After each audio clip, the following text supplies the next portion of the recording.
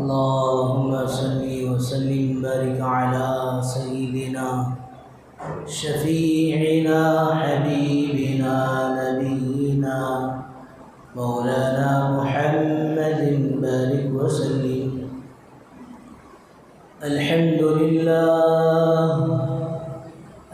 لله نحمده ونستعينه ونستغفره ونؤمن به ونتوكل عليه ونعوذ بالله من شرور أنفسنا ومن سيئات أعمالنا.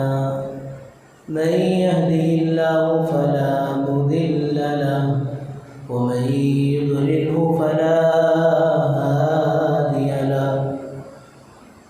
ونشهد أن لا إله إلا الله وحده لا شريك له.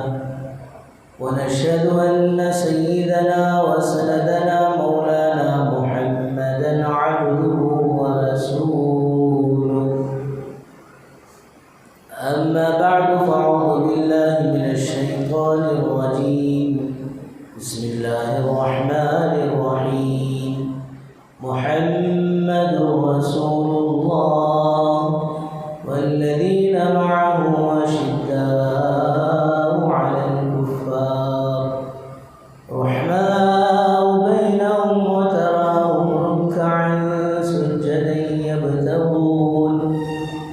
يبتغون فضلا من الله ورضوانا سيماهم في وجوههم من أثر السجود ذلك مثلهم في التوراة ومثلهم في الإنجيل. وقال تعالى في مقام آخر أولئك حزب الله ألا إن حزب الله هم المفلحون. وقال رسول الله صلى الله عليه وسلم لو كان نبي بعدي لكان عمر أو كما قال عليه الصلاة والسلام. رب اشرح لي صدري ويسر لي أمري واحلل عقدة من لساني يفقه قولي. اللهم صل على سيدنا محمد وعلى آل سيدنا محمد بارك وسلم في كلام أولنا. اللهم صل على سيدنا محمد وعلى آل سيدنا محمد بارك وسلم في أوسط كلامنا. اللهم صل على سيدنا محمد وعلى آل سيدنا محمد بارك وسلم في آخر كلامنا. بزرگان محترم و معزز سامعین کرام، اللہ جل جلالہ عمن والوں کا احسان کرم فضل ہوا. اللہ پاک نے ہم سب کو اپنے گھر تک آنے کی توفیق نصیب فرمائی اور کچھ دین کی باتیں کہنے اور سننے کی توفیق و سعادت نصیب فرمائی. درود و سلام نازل و آقا مدنی تاجدار مدینہ احمد مجتبی محمد مصطفیٰ وجہ کائنات محسن انسانیت سرور کونین فخر دو عالم رحمت للعالمین شافع المذنبین ساقی کوثر شافی محشر کالی کملی والے آقا محمد عربی صلی اللہ علیہ وسلم کے ذات عالی پر. بزرگ دوستوں، گزشتہ چند جمعوں سے حضرات صحابہ کرام رضی اللہ عنہم اجمعین کی سیرت کے تعلق سے چند باتیں سامنے آتی رہی ہیں۔ گزشتہ جمعہ سیدنا ابوبکر صدیق رضی اللہ عنہ کے متعلق بھی چند باتیں سامنے آئی۔ دعا فرمائیں اللہ تبارک و تعالی ہم سب کو صحیح معنوں میں حضرات صحابہ کرام رضی اللہ عنہ اجمعین کی سیرت کو سمجھنے کی، اس پر عمل کرنے کی اور اس کی نشر و اشاعت کی توفیق و سعادت نصیب فرمائے۔ بزرگ دوستو، صحابہ میں سیدنا حضرت ابوبکر صدیق رضی اللہ عنہ کے بعد سیدنا حضرت عمر فاروق رضی اللہ عنہ کا نمبر آتا ہے۔ اللہ تعالیٰ نے بڑی خصوصیتوں سے آپ کو نوازا ہے، اور پھر میرے بزرگوں حضرات صحابہ کرام رضی اللہ عنہ اجمعین کی وہ مقدس اور بابرکت جماعت ہے۔ اگر مسلمان حضرات صحابہ کی سیرت کو زندگی کا مقصد بنا لے تو فرمایا کسی بھی موڑ میں جا کر، کسی بھی وقت میں جا کر یہ ایمان اور اعمال میں ڈگمگانے کی ضرورت نہیں پڑے گی۔ نوجوانوں کے لیے نوجوان صحابہ آئیڈیل ہیں، نمونہ ہیں۔ بوڑھوں کے لیے بوڑھے صحابہ آئیڈیل ہیں، نمونہ ہیں۔ مالداروں کے لیے مالدار صحابہ آئیڈیل اور نمونہ ہیں۔ غریب لوگوں کے لیے غریب صحابہ آئیڈیل ہیں، نمونہ ہیں۔ صحت مند لوگوں کے لیے صحت مند صحابہ نمونہ اور آئیڈیل ہیں۔ بیمار لوگوں کے لیے بیمار صحابہ آئیڈیل اور نمونہ ہیں۔ بہرحال زندگی کے کسی بھی موڑ میں جا کر، زندگی کے کسی بھی حال میں دوستو ہمیں یہ چیز خالی نہیں ملے گی کہ میں فلاں مسئلے میں پھنسا ہوا ہوں، اب اسے نکلنے کا طریقہ کیا ہے؟ سب سے پہلے تو اللہ کا کلام ہے، پھر احادیث رسول حضور اکرم صلی اللہ علیہ وسلم کی احادیثیں، آپ کی سیرت ہے۔ اس کے بعد اگر کسی کا نمبر آتا ہے تو دوستو حضرات صحابہ کرام رضی اللہ عنہ اجمعین کا نمبر آتا ہے۔ ان میں سے اگر کسی کی بھی زندگی کو دیکھ لیں گے تو پیارے آقا صلی اللہ علیہ وسلم کو ارشاد اصحابی کالنجوم، میرے صحابہ ستاروں کے مانند ہیں۔ بِأَيِّهِمْ اقْتَدَيْتُمْ اهْتَدَيْتُمْ، ایک کے بھی پیچھے اگر چل پڑو گے تو منزل مقصود کو پہنچ جاؤ گے۔ اسی میں سے میرے بزرگوں سیدنا حضرت عمر فاروق رضی اللہ عنہ کی زندگی فرمایا وہ بھی نمونہ ہے۔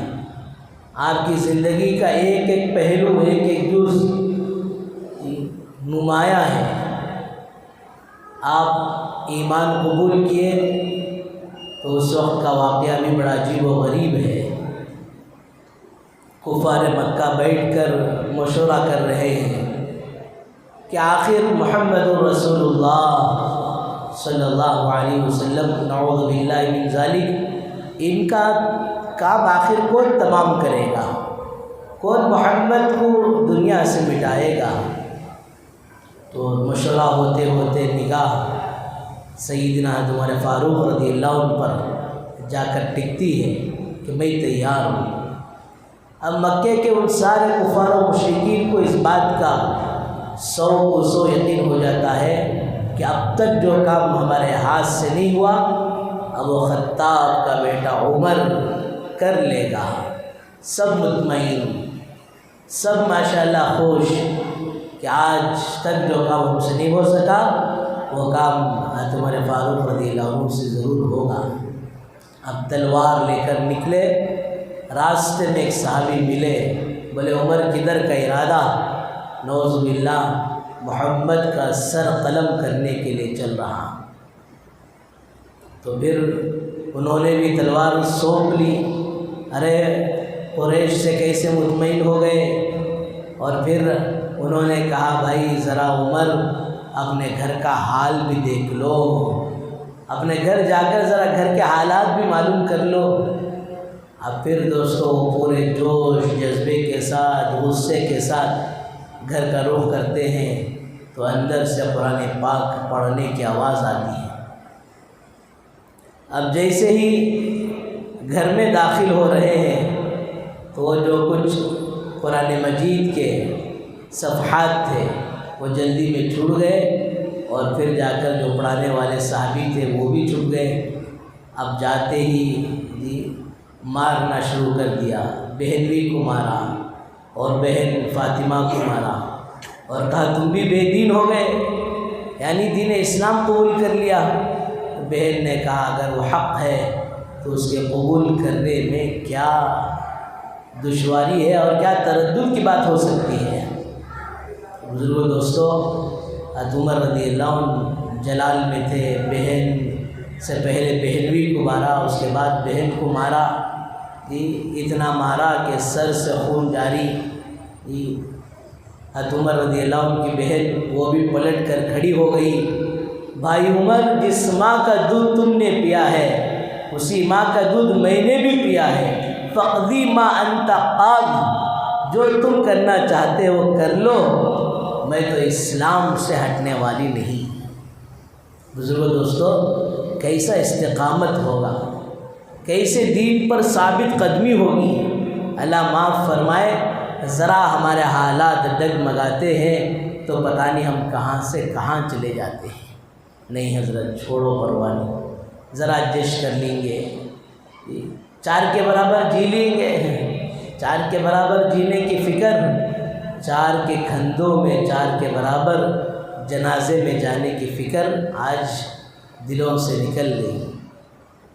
شاعر کہتا ہے صورت تو دیکھ لی آئینے میں، چہرہ یہ تو دیکھ لیا آئینے میں، پر داغ نہ دیکھا سینے میں، چہرہ تو دیکھ لیا آئینے میں، پر داغ نہ دیکھا سینے میں، جینے میں ایسا لگا مسلمان، مرنے کو مسلمان بھول گئے۔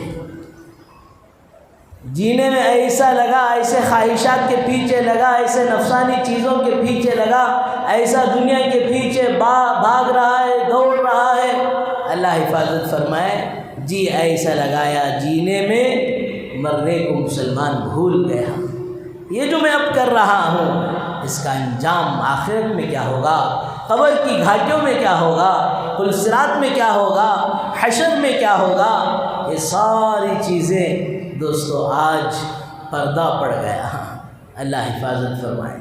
اور دوستو یہ وہ پردہ کوئی ایسا پردہ نہیں ہے، کعبۃ اللہ کا پردہ نہیں ہے، مشک عنبر کا پردہ نہیں ہے جسے ہم اپنے سینے سے، اپنے چہرے سے، اپنے جسم سے لگا لے ہیں۔ فَكَشَفْنَا عَنْكَ غِطَاءَكَ فَبَصُرَكَ الْيَوْمَ حَدِيدٌ فَكَشَفْنَا عَنْكَ غِطَاءَكَ، اس دن غفلت کا پردہ چاک کریں گے، اس دن غفلت کا پردہ پھٹے گا، اس دن غفلت کا پردہ ہٹے گا، اور پھر دوستو سامنے جو انجام ہوگا اسے قرآن کہتا ہے قال قرین ھذا ما لدی عتید القیا فی جہنم کل کفار عنید۔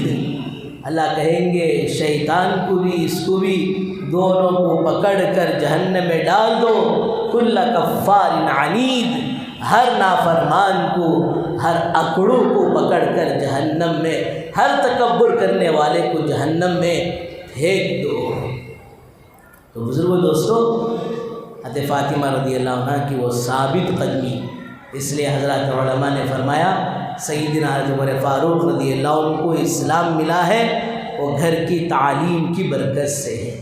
اس لیے گھروں میں اعمال، فضائل اعمال کی کتاب کو پڑھو، سیرت کی کتاب کو پڑھو، بالخصوص حضرت شیخ زکریا صاحب رحمۃ اللہ علیہ کی فضائل صدقات و فضائل حج کو پڑھو۔ بزرگوں دوستو، حضرت نے حضرت شیخ کی اللہ تعالیٰ یہ قبر کو نور سے منور فرمائے، اتنا آخرت کو لکھا ہے، اتنا آخرت کو لکھا ہے، گویا کلیجہ منہ کو آ جائے گا۔ کیا کیا حالات ہیں، کیا کیا حشر ہونے والا ہے، ایمان اعمال والوں کے ساتھ کیا کیا ہوگا، بے ایمانوں کے ساتھ کیا کیا ہوگا؟ ایمان والا اعمال میں لت پت ہے، فاسق اور فاجر بن گیا تو اس کا عالم کیا ہوگا؟ حضرت شیخ نے ایک دم کھول کر لکھا ہے۔ اس لیے تھوڑی دیر بیٹھ کر 5-10 منٹ صحیح اپنی بیوی بچوں کے ساتھ، ہر لینگویج میں، ہندی میں بھی ہے، انگلش میں بھی ہے، کنڑا میں ہے، اردو میں تو ہے ہی، سارے لینگویج میں بیٹھ کر پڑھو۔ اب ہر آدمی کا حال ہے کہ آج ہم ٹینشن اور بزی کے دور سے گزر رہے ہیں، اور ٹینشن سے تو کوئی خالی نہیں ہے، کسی کو بیماری کا ٹینشن، کسی کو طبیعت کا ٹینشن، کسی کو دوستوں کاروبار کا ٹینشن، کسی کو اور ٹینشن۔ اب بیٹھ کر تھوڑی دیر پڑھو، آخرت کو جب پڑھیں گے، آخرت کو سنیں گے، آخرت کو سوچیں گے تو یہ دنیا کے ٹینشن بھی آسانی سے دور ہو جائیں گے۔ روایتوں میں آتا ہے میرا بندہ جب آخرت کے غم کو اور آخرت کو اس کے غم کو اوڑھ لیتا ہے، اللہ پاک دنیا کے غم کو ہلکا کر دیتے ہیں۔ اگر آخرت کے غم کو نہیں اوڑھیں گے، آخرت کے غم کو نہیں لیں گے تو پھر دوستو یہ دنیا کے غم ہمارے سروں پر سوار ہو جائیں گے۔ پھر اس سے کیا ہوگا؟ اس سے شوگر کم ہے تو زیادہ ہوگی، بی پی ڈاؤن ہے تو ہے ہوگی، اور پھر اللہ نہ کرے طرح طرح کے پریشانیاں لاحق ہوتے رہیں گی۔ ایک ایمان والے کا ایمانی تقاضا یہ ہے کہ وہ ہمیشہ آخرت کو سامنے رکھ کر زندگی گزارے گا۔ بیچ میں واقعہ یاد آیا کہوں، ایک گھر کا آدمی اپنی گھر کی باندی کو، وہ زمانے میں باندیوں کا دور تھا، غلامیہ کا دور تھا، ایک باندی کو لے کر بازار میں آیا، بازار میں آ کر ایک جگہ بٹھایا اور بولا تو دیکھ تو یہاں کھڑ کر ہو، ذرا میں سودا سلف خرید کر آتا ہوں۔ انہیں گیا سودا سلف خریدنے کے لیے، آئی تک باندی غائب، نے غصے میں جلال میں آ گیا، یہ بھی کیسی نوکرانی ہے، یہ بھی کیسی کام والی ہے، یہاں بیٹھو بولے تو بیٹھ کو نہیں ہے۔ کوئی غصے میں اور جلال میں گھر گیا تو دیکھا کہ گھر میں وہ سر جھکا کر بیٹھ کر ہے۔ پھر غصے میں آ گیا، غصہ تو پہلے ہی تھا، ارے کیا کری، کدھر کری، کہیں وہاں سے آ گئی، کہتا مجھے ٹینشن ہوا، کہتا میں پریشان ہوا۔ تو انہیں بولی میرے آقا آپ تھوڑی دیر غصہ نہ کریں، میری بات ذرا غور سے سنیں۔ بول کیا بولنا چاہتی ہے؟ جس جگہ آپ مجھے کھڑا کر گئے تھے وہاں کوئی بھی اللہ کا ذکر کرنے والا نہیں تھا، مجھے ڈر ہوا کہیں ایسی جگہ میں اللہ کا عذاب نازل نہ ہو جائے، اس لیے میں وہ جگہ چھوڑ کر آ گئی اور اب اللہ کے ذکر میں، مراقبے میں مشغول ہوں۔ اسے اس کی بات بڑی پسند آئی، ارے اتنی باریکی سوچنے والی، یہ تو کتنی بڑی دیندار لڑکی ہے۔ کہا جا آج کے بعد سے تو آزاد ہے۔ اب کیا کرنا تھا انہیں؟ وہ نوکرانی ہے، غلامی، کیا کرنا تھا بھائی؟ خوش ہو جانا تھا، غلامی سے چھٹکارا مل گیا۔ تو کہتی ہے یعنی دوستو کتنا اس زمانے کے کام کرنے والے نوکر اور غلامیاں وہ بھی آخرت کو سوچ کر زندگی گزارتے تھے، یہ بتانا تھا۔ وہ کہتی ہے میرے آقا آپ نے مجھ پر ظلم کر دیا، ارے اس کی آزاد ہو جا، چلے جا، کام کرنے کی ضرورت نہیں، یہ سب چیزوں سے میں تجھے فری کر رہا ہوں، اور تم کہہ رہی ہے کہ مجھ پر آپ نے ظلم کیا؟ کیا ظلم کیا؟ اب تک میں آپ کی نوکرانی اور غلام تھی، میں عمل کرتی تھی، مجھے ڈبل اجر ملتا تھا۔ حدیث میں آتا ہے جب کوئی غلام اپنے آقا کا کام کرتا ہے اور پھر اللہ کی اطاعت کرتا ہے اسے ڈبل اجر ملتا ہے، ایک آقا کی اطاعت کا اور دوسرا دنیا کے اس آقا کا۔ آپ نے مجھے آزاد کر کر میرا ایک اجر چھین لیا، اب میں آزاد ہو کر میرے عمل کا ثواب سنگل ہو گیا۔ میرے بزرگوں کیسے اللہ والی بندیاں تھی، کتنی باریک سوچ تھی، اور کتنا جو ہے ماشاءاللہ وہ آخرت کو سامنے رکھ کر زندگی گزارتی تھی۔ تو بہرحال گھر کی تعلیم کی برکت سے کینیڈا کے اندر ایک نوجوان سے پوچھا گیا بھئی گھر میں تم فضائل اعمال کو پڑھتے ہو، تعلیم کرتے ہو، اس کا کچھ فائدہ نظر آیا؟ تو اس نے کہا ہاں میں نے اس کا فائدہ دیکھا۔ ایک مرتبہ کام سے جلدی میں آیا، گھر میں داخل ہوتے ہوئے بایاں پیر رکھا تو میرا چھوٹا بچہ ٹوکا، ابو آپ غلط طریقے سے گھر میں آ رہے ہیں، سیدھا پیر رکھ کر آئے ہیں۔ تو اس کے کہنے سے میں جو دعا بھول گیا تھا گھر میں آنے کی، وہ دعا بھی پڑھ کر آیا۔ میں تو بارہ عرض کرتا ہوں گھر میں داخل ہونے سے پہلے تھوڑی دیر رک جاؤ اور پھر دوستو اللہم صلی علی سیدنا محمد وعلی آل سیدنا محمد بارک وسلم، یا کم سے کم صلی اللہ علیہ وسلم۔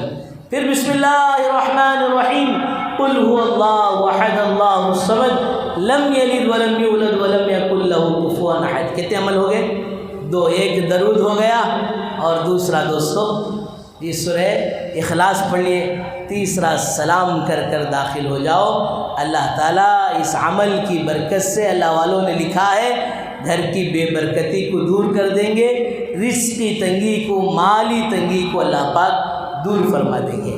پھر انہوں نے کہا کہ اور ایک بچہ بیت الخلاء میں داخل ہونے کے لیے جا رہا تھا، اب ہر جگہ سنت ہے کہ سیدھا پیر رکھو، لیکن بیت الخلاء جاتے ہوئے بایاں لیفٹ پیر رکھو، سیدھا پیر رکھنے گیا تو وہاں ایک بچہ ٹوکا، ابا آپ غلط طریقے سے جا رہے ہیں، آپ بایاں پیر رکھ کر جائیں۔ تو بزرگ دوستو میں عرض کر رہا تھا حضرت عمر رضی اللہ عنہ جب دیکھا آخر وہ کون سی بات ہے کہ میری بہن فاطمہ کے اندر اتنی دلیری کے ساتھ اور اتنی قوت کے ساتھ، اتنی طاقت کے ساتھ، اتنی اہمیت کے ساتھ اتر گئی ہے، پوچھا بہن آخر تو کیا پڑھ رہی تھی، مجھے بھی دے۔ کہا بھائی آپ ناپاک ہیں، نہیں دے، نہیں آپ ناپاک ہیں، آپ پہلے غسل کریں پھر میں دوں گی۔ گئے غسل کرنے کے لیے، اس سجدے میں گر گئی، اے اللہ میرے بھائی عمر کا اوپر کی گندگی تو دھونا یہ میرے بس میں ہے، اے اللہ میرے بھائی کے اندر کی دل کی گندگی کو دھونا، کفر و شرک کو دھونا اے اللہ یہ آپ کے بس میں ہے۔ دوستو اللہ معاف فرمائے، بچہ ذرا جی کالج نہیں جاتا ہے، دنیاوی اعتبار سے بگڑتا ہے تو آدمی پریشان ہوتا ہے، لیکن کبھی بھی اس کے ایمان اور اعمال پر کمی آ کر اس کی آنکھوں سے آنسو نہیں گرتے، جبکہ اللہ تعالیٰ نے قوا انفسکم اہلیکم نارا، ایمان والوں اپنے آپ کو، اپنی بیوی بچوں کو دوزخ کے آگ سے بچاؤ، یہ ذمہ داری دی ہے۔ آج اللہ معاف فرمائے، ذمہ داری کا احساس نکل جائے۔ کلکم راع وکلکم مسئول عن رعیتی، ہر کوئی ذمہ دار ہے، تمہارے ماتحتوں کے بارے میں پوچھا جائے گا۔ کاش کبھی جمعہ کی رات میں اٹھ کر 2 رکعت تہجد اور 2 رکعت صلاۃ الحاجات پڑھ کر آنکھوں سے آنسو بہا کر اپنی اولاد کی تربیت کے لیے، تعلیم کے لیے، ہدایت کے لیے آنسو بہاتے۔ اللہ معاف فرمائے، کسی کو فکر ہے؟ دیکھو تو عمر رضی اللہ عنہ کی بہن روتی ہے اور دعا کرتی ہیں، آتے ہیں سورہ طٰہٰ کی آیتیں لکھی ہوتی ہیں، پڑھتے جاتے ہیں، روتے جاتے ہیں۔ پہلی بار حضرت عمر قرآن پڑھ رہے ہیں، آنکھوں سے آنسو جاری، اننی انا اللہ لا الہ الا انا فاعبدنی، اس آیت پر پہنچے، یقیناً میرے سوا کوئی معبود نہیں، میں ہی اللہ ہوں، میری ہی عبادت ہونا چاہیے۔ دل کی دنیا بدل جاتی ہے اور فوراً دوستو جی اسلام قبول کرنے کے لیے اللہ کے نبی صلی اللہ علیہ وسلم کی خدمت میں حاضر ہو جاتے ہیں۔ علماء نے لکھا ہے کہ آپ کے اسلام لانے پر پہاڑوں سے نعرہ تکبیر کی آواز بلند ہوئی ہے۔ اور پھر دوستو ایمان کا یہ عالم، عبادتوں کا یہ عالم تھا، نماز پڑھاتے پہلی صف میں نماز پڑھا رہے ہیں، نہ تو یہ مائکوں کا سسٹم، نہ تو اسپیکر کا سسٹم، نہ تو اور کوئی جی ٹیکنالوجی کا سسٹم، جس طرح وہ بیجاپور کی ماشاءاللہ جامع مسجد ہے جی، یہ کونے میں پڑھتے ہیں تو وہ کونے میں آواز آتی ہے، گنبدوں کا ایفیکٹ ہے، کسی طرح کا کوئی نظام نہیں ہے۔ سیدنا عمر فاروق رضی اللہ عنہ پہلی صف میں کھڑے ہو کر اللہ کا کلام پڑھتے ہوئے اتنا روتے کہ آخری صفوں تک آواز جاتی تھی۔ عبادتوں کا یہ عالم، اللہ معاف فرمائے، کئی سال سے ہم اللہ کا کلام سن رہے ہیں، اللہ کا کلام پڑھ رہے ہیں، لیکن اللہ معاف فرمائے دل کی دنیا نہیں بدلتی۔ جب دل نرم ہوتا ہے اور پھر دوستو اللہ تعالیٰ کی اطاعت ہوتی ہے، پھر تلاوت کا مزہ دل میں اترتا ہے، دل نرم ہوتا ہے، اللہ کی اطاعت میں زندگی گزرتی ہے تو دوستو پھر اللہ کی تلاوت اثر کرتی ہے۔ اور پھر بزرگ دوستو خدمت کا اتنا زبردست جذبہ، اتنی خدمت کرتے 22 لاکھ مربع میل کے بادشاہ، خلیفۃ المؤمنین، خلیفۃ المسلمین، رات میں ایک جگہ جی جنگل جنگل جا کر چکر لگاتے، اور یہ غم تھا، یہ فکر تھی کہ کہیں عمر کے دور خلافت میں جی دریائے نیل کے پاس بھی کوئی کتا اگر بھوک سے مر جائے، عمر ڈرتا ہے کل قیامت کے دن اللہ کے پاس پکڑ نہ ہو جائے۔ اب جاتے ہوئے دوستو ایک جگہ جنگل میں گئے تو دیکھا کہ جو ہے جی ایک ماں ہے اور چند بچے ہیں، تو ایک خیمہ لگا ہوا ہے۔ پوچھا کیا بات ہے؟ ہم جنگل کے کنارے میں رہتے ہیں، عمر ہمارے جی بادشاہ بنے بیٹھے ہیں اور ہمارا خیال بھی نہیں رکھتے۔ پوچھا یہ دیگچی میں کیا ہے؟ صرف پانی ہے، بچوں کا دل بہلانے کے لیے آگ لگا کر ہوں، کہیں بچے اسی طرح جی ان کا دل بہلتے بہلتے پکڑا بول کر سو جائے۔ عمر رضی اللہ عنہ کہنے لگے آخر تیرا حال جی امیر المومنین کو کیا پتہ ہے؟ دوڑتے ہوئے گئے، جا کر ساتھ میں حضرت اسلم خادم تھے، وہ سارا جی ایک تھیلے میں سارا سامان ڈالا اور اٹھا کر لے کر چلنے لگے۔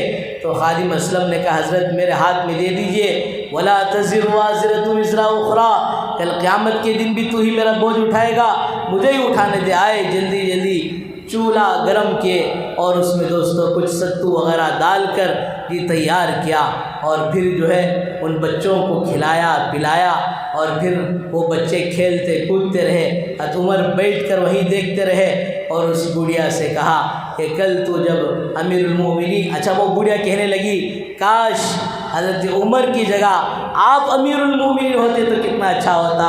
حضرت عمر کہتے ہیں جب صبح میں تو امیر المومنین کے دربار میں آئے گی، اماں مجھے بھی وہاں پالے گی۔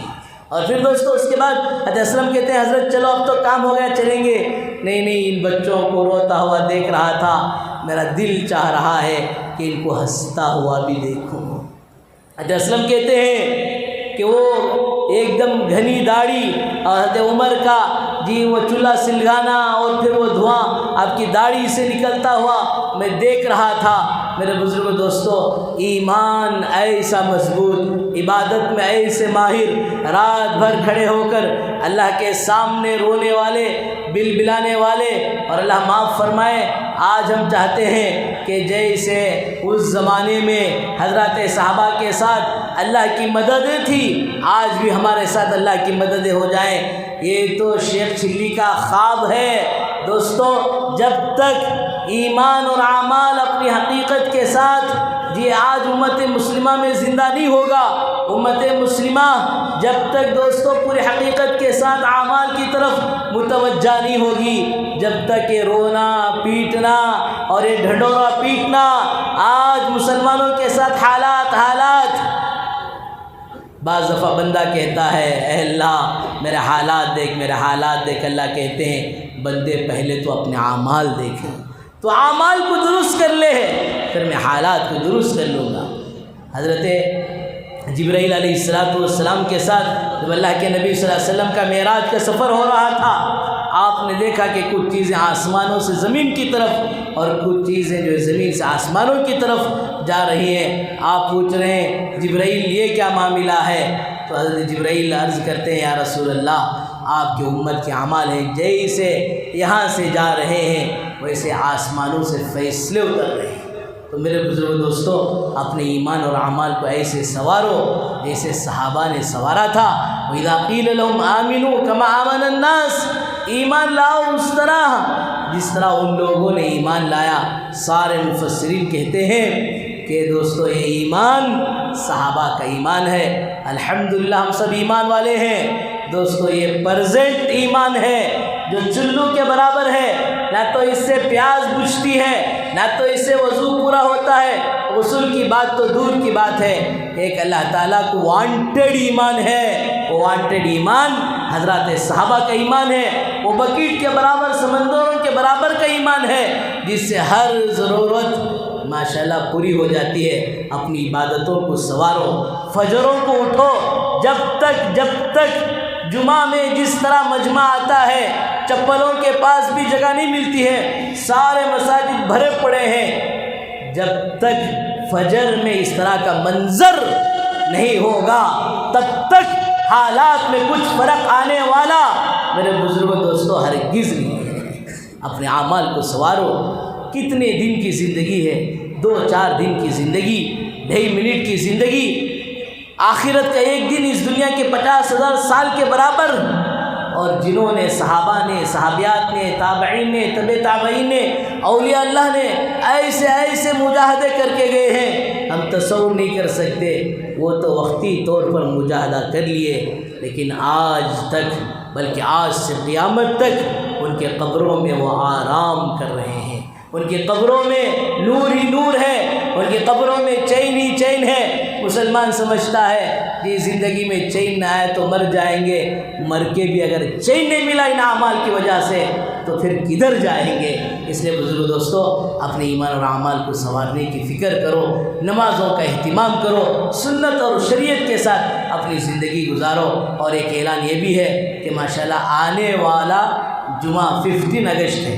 15 اگست میں اگر بیان کیا جائے تو 15 اگست کا سارا پہلے ہی معاملہ ہو جاتا ہے۔ اس لیے اس ملک کے آزاد کرانے میں علماء نے بڑی قربانیاں دی ہیں۔ ایسا سمجھو کہ علماء کی نسلوں کو فصلوں کی طرح کاٹ دیا گیا ہے، سولی پر چڑھا دیا گیا ہے۔ بہت سارا آج بھی دلی میں انڈیا گیٹ میں جو عمارت بنی ہے، جو پلر ہے، اس میں جا کر غور سے دیکھو، مجاہدین کے نام، ہندوستان کے آزاد کرانے والوں کے نام ابھی بھی 100 کے حساب سے لکھے ہوئے ہیں۔ اس لیے بزرگ دوستو، اپنے بچوں کو بھی آزادی کے بارے میں سمجھاؤ، بتاؤ۔ اس امت کے علماء نے، اکابرین نے کیسی قربانیاں دی۔ حضرت مفتی محمود الحسن صاحب رحمۃ اللہ علیہ کی پیٹھ تو ساری کی ساری گوشت خالی ہو گئی تھی۔ جب انتقال پر لٹھایا گیا تو نہلانے والوں نے دیکھ کر پریشان ہو گئے۔ پوچھا ان کے شاگرد تھے حسین احمد مدنی رحمۃ اللہ علیہ سے، آخر ہوا کیا؟ میرے استاد نے راز چھپا کر رکھا تھا، بتانے سے منع کیا تھا، آج وہ انتقال کر گئے تو بتا رہا ہوں۔ انگریز ہر دن شام میں سلاخ گرم کر کر آتے اور کہتے ہیں محمود بتا دے، یہ فتوے کو واپس لے لے، جہاد کے فیصلے کو واپس لے لے۔ اور حضرت نے یہ فتویٰ جاری کیا تھا، انگریز کی حکومت میں نوکری کرنا یہ بھی حرام، ان کی چیزوں کو استعمال کرنا یہ بھی حرام، اس فتوے کو واپس لے لے، تیری جان بخش دیں گے۔ حضرت فرماتے کہ میں اس کے لیے ہرگز تیار نہیں ہوں، میری گردن تو کٹ سکتی ہے، میری گردن جھک نہیں سکتی، میں اپنے اسلام اور ایمان کو بیچ نہیں سکتا، اپنی جان تو دے سکتا ہوں، جس کی وجہ سے وہ گرم گرم سلاخ دوستو ان کے پیٹھ پر رکھ دیا جاتا، اور پھر اسی طرح ہوتے ہوتے سارے پیٹھ کا گوشت ختم ہو گیا تھا۔ ایسی قربانیاں دے کر دوستو اس ملک کو آزاد کیے ہیں۔ ہمارا بھی حق ہے، ہم پورے جوش و خروش کے ساتھ ترنگا کو بھی لہرائیں گے، اور پھر ایسے پروگرام جہاں بھی ہوتے ہیں وہاں بڑھ چڑھ کر حصہ بھی لیں گے۔ یہ ترنگے کا جو کلر ہے اسے ڈیزائن کرنے والے بھی ثریا طیب مسلمان تھی۔ سارے جہاں سے اچھا ہندوستان ہمارا، یہ نظم بھی دوستوں سکھانے والے، پیش کرنے والے علامہ اقبال تھے۔ کن کن چیزوں میں مسلمان نے حصہ نہیں لیا؟ ہماری بلی ہم نہ ہی میوں کرے، اس طرح کے حالات، ہمارا ہی سب کچھ لے کر ہمارے ساتھ غداری کا اور بے وفائی کو پیش کریں، یہ اچھی بات نہیں ہے۔ اس لیے دوستو ان پروگراموں میں بھی حصہ لیں، اور پھر اپنے بچوں کو بھی یہ ہندوستان کی آزادی کی سیرت اور تاریخ بتائیں۔ اللہ تعالیٰ سے دعا فرمائے اللہ تعالیٰ ہم سب کو ان باتوں پر بھرپور عمل کی توفیق و سعادت نصیب فرمائے۔ وآخر دعوانا الحمدللہ رب العالمین۔ جو حضرات سنت میں